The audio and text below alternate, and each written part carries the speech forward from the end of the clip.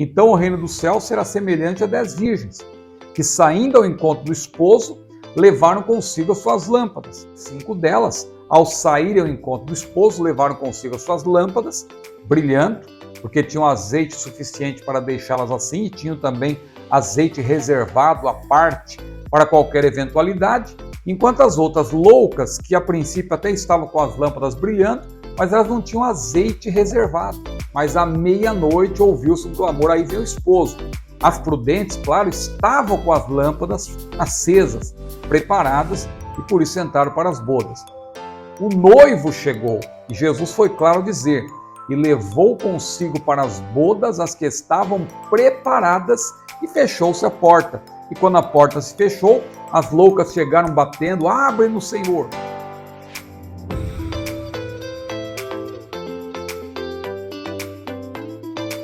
Observe também que o autor cita Mateus 24, versículo 14, que diz: este evangelho do reino será pregado em todo o mundo como testemunho, então virá o fim.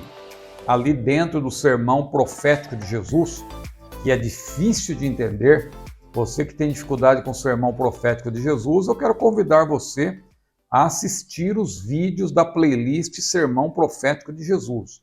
Muita gente tem dificuldade de interpretar esse sermão, especialmente a parte que está lá em Mateus 24 e 25, porque ali nós não temos uma ordem sequencial. Alguém às vezes força essa interpretação de que é uma menção de acontecimentos sequenciais, um após o outro, mas não é bem assim. Jesus abre um parêntese para responder uma pergunta dos discípulos, uma pergunta tripartida, e assim que ele responde essa pergunta, ele retoma alguns assuntos que são anteriores, como é o caso do arrebatamento, que está implícito ali quando ele fala de iminência e vigilância, a partir do versículo 36 do capítulo 24 até o final. Depois, no capítulo 25, versículos 1 a 13, ali a parábola das 10 virgens, também fala de iminência, fala de vigilância, e tudo isso nós sabemos que está relacionado com o arrebatamento da igreja. Agora, observe que esta profecia de Mateus 24, 14, que o autor cita aqui nessa lição, e também vai ser retomado esse mesmo versículo lá na lição 14, a última, este evangelho do reino será pregado em toda parte, em testemunho, então virá o fim. Observe, então virá o fim. É claro que aqui nós não temos o que muita gente pensa, que Jesus está dizendo que ele só voltará quando o mundo todo for evangelizado. Não, porque se for assim, inclusive, na marcha atual da igreja, Jesus vai demorar, creio, alguns milhares de anos para voltar. E a Bíblia deixa claro que a vinda de Jesus é iminente. O arrebatamento da igreja é iminente. Pode acontecer a qualquer momento. Então essa profecia de Mateus 24, 14 se cumprirá cabalmente, claro, somente no milênio, porque é no milênio que o conhecimento do Senhor encherá toda a terra. Hoje, claro, nós devemos pregar o evangelho até que venha o arrebatamento, para que o maior número de pessoas ouçam essa mensagem do evangelho antes que venha a grande tribulação, mas não pense que o arrebatamento só ocorrerá após a evangelização mundial, pois esse evento, repito, o arrebatamento ele é iminente. O que vem após a evangelização mundial é o fim, não é o arrebatamento. Jesus foi claro, então virá o fim, e não o rapto dos salvos. Mas, irmão Ciro, o irmão está falando aí iminência, iminência. O que é iminência? As pessoas falam tanta coisa hoje em dia sobre iminência. Iminência, o seu sentido escatológico, dentro da nossa abordagem pré-tribulacionista, claro, está relacionada com o arrebatamento da igreja, a iminência, e ela tem 3 aspectos importantíssimos que são bíblicos. Primeiro, a certeza. Segundo, a incerteza. Parece uma coisa contraditória, mas eu vou explicar. E terceiro, a ausência de sinais. Certeza do quê? Quando nós falamos da doutrina da iminência, isso fala de certeza. Que certeza? A certeza de que Jesus pode vir a qualquer momento. É o que nós vemos em Mateus 24, 36 a 51, e também em Mateus 25, versículos 1 a 13. Você ler com atenção, você vai ver que a iminência está muito clara ali. Jesus falou daquele dia e hora, ninguém sabe, e ele diz, porque como foi nos dias de Noé, porque o que aconteceu nos dias de Noé? As pessoas estavam levando uma vida normal. Como foi nos dias de Noé, assim será também a vinda do Senhor.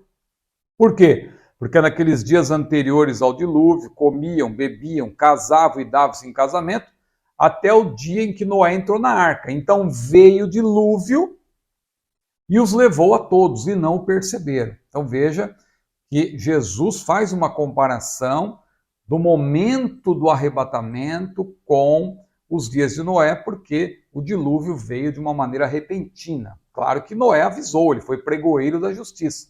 Só que as pessoas não deram crédito e somente a família de Noé é que foi salva. Então, o ensinamento de Mateus 24, a partir do versículo 36, é sobre iminência, sobre vigilância. Jesus falou, se o pai de família soubesse em que vigília da noite viria o ladrão, vigiaria e não deixaria o ladrão minar a sua casa. Vigiai, pois, porque não sabeis o dia nem a hora em que há de vir o vosso Senhor. Veja o caso da parábola dos dois servos, um vigilante, outro não, um apercebido, outro não. Veja o caso da parábola das 10 virgens, as pessoas ficam tentando aí discutir sobre questões judaicas, não, porque ali é algo que Jesus estava falando e Mateus registrou, é somente para os judeus, ali é o casamento judaico. Sim, claro que tem elementos ali do casamento judaico. Mas quando você interpreta uma parábola, você não tem que ficar buscando interpretação para cada detalhe. Você tem que ver o propósito da parábola. E qual foi o propósito daquela parábola de Jesus? Falar de iminência e falar de vigilância. Veja, para as loucas, Jesus disse, não vos conheço, apartai-vos de mim. E Jesus concluiu dizendo, vigiai, pois, porque não sabeis o dia nem a hora em que há de vir o vosso Senhor. Veja como o propósito dessa parábola é falar de vigilância, é falar de iminência. Então, não há que ficar aí procurando minúcias, a noiva não é mencionada e tal, e alguém busca uma versão antiga, lá o Wycliffe, que a noiva é mencionada junto com o noivo para tentar provar que a igreja está presente. Meu irmão, o que se menciona aí, o que se enfatiza é vigilância, é iminência. Claro que isso tem a ver com a igreja que deve estar preparada, o crente que deve estar preparado para o momento do arrebatamento. Mas eu acabei abrindo aqui um longo parênteses, acho que eu abri um colchetes também. Deixa eu fechar o colchetes, fechar o parênteses, voltar aqui para Mateus 24, 14. Eu estava salientando que esse texto não diz que a igreja deve evangelizar o mundo quanto antes para que Jesus volte. Não. Jesus não depende disso para voltar. Ele vai voltar quando ninguém está imaginando. Por quê? O arrebatamento da igreja é iminente. E eu dizia que a iminência tem 3 características. Primeiro, a certeza de que Jesus pode vir a qualquer momento. Segundo, a incerteza do momento exato do arrebatamento. Porque se nós temos a certeza de que ele pode vir a qualquer momento, ao mesmo tempo nós temos a incerteza do momento exato. Então ninguém sabe o momento exato que Jesus virá. E em terceiro lugar, a ausência de sinais. Por quê? Se é um evento iminente, é claro que não há nenhum sinal que possa indicar que esse evento vai acontecer. Os sinais são escatológicos. Os sinais dizem respeito a todo o plano escatológico a partir do arrebatamento. Claro, o arrebatamento é um evento desencadeador, mas nós não temos que ficar olhando para os sinais para dizer o arrebatamento vai acontecer semana que vem, vai acontecer daqui a um mês, nós somos a igreja do arrebatamento, porque já está tudo pronto para construir o templo, e quando o templo for construído, nós sabemos que Jesus voltará. Não, não, não, não. Nós não precisamos de nenhum sinal, porque Jesus pode vir agora, antes que eu termine essa gravação. Mas claro, se você está assistindo, é porque ele não veio enquanto eu estava gravando. Agora, ele pode vir agora, enquanto você está assistindo esse vídeo. Então esteja pronto, porque Jesus pode vir a qualquer momento. Então veja, Mateus 24, 14 não tem nada a ver com a relação entre a evangelização e o arrebatamento da igreja.